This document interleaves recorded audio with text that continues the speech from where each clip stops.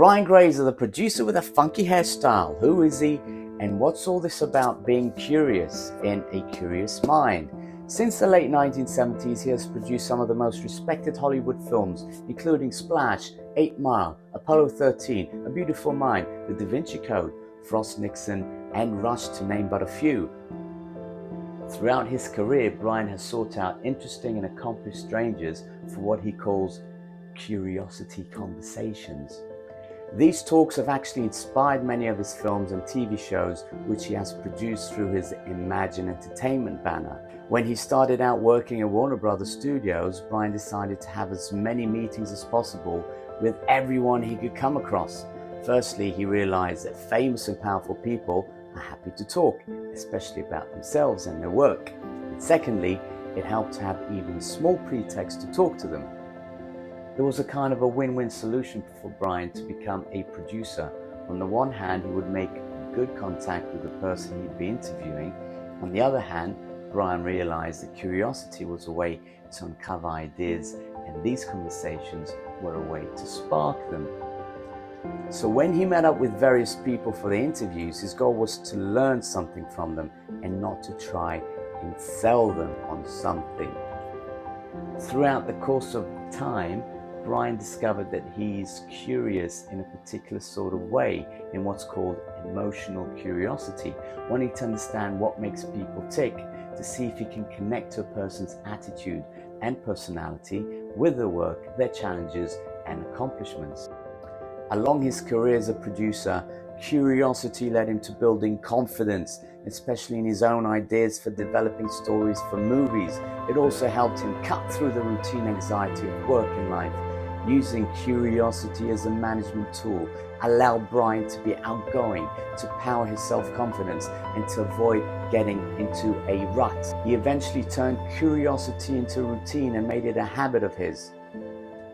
When Brian set himself up for interviewing and speaking with as many people as possible, the conversations he had gave him a lot of first-hand experience in exposing his own lack of knowledge, his own naivete. He actually practiced being a little ignorant and was willing to admit what he didn't know because he knew that's how he'd get smarter. He believes that asking questions may seem to expose our ignorance, but what it really does is just the opposite. People who ask questions, in fact, are rarely thought of as stupid. For him, life isn't about finding the answers, it's about asking the questions. Curiosity will conquer fear even more than bravery will.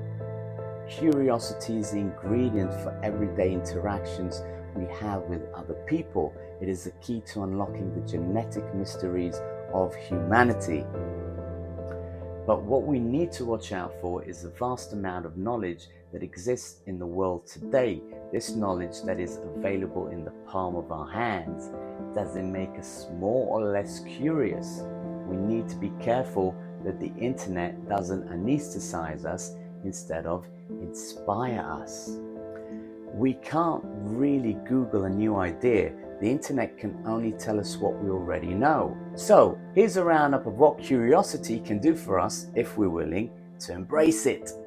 If we're at a boring business meeting, curiosity can save us. If we're fed up with our current job, curiosity can rescue us. If we're feeling uncreative, unmotivated, curiosity can be a cure. If our relationship is taking a dive, curiosity can fix it.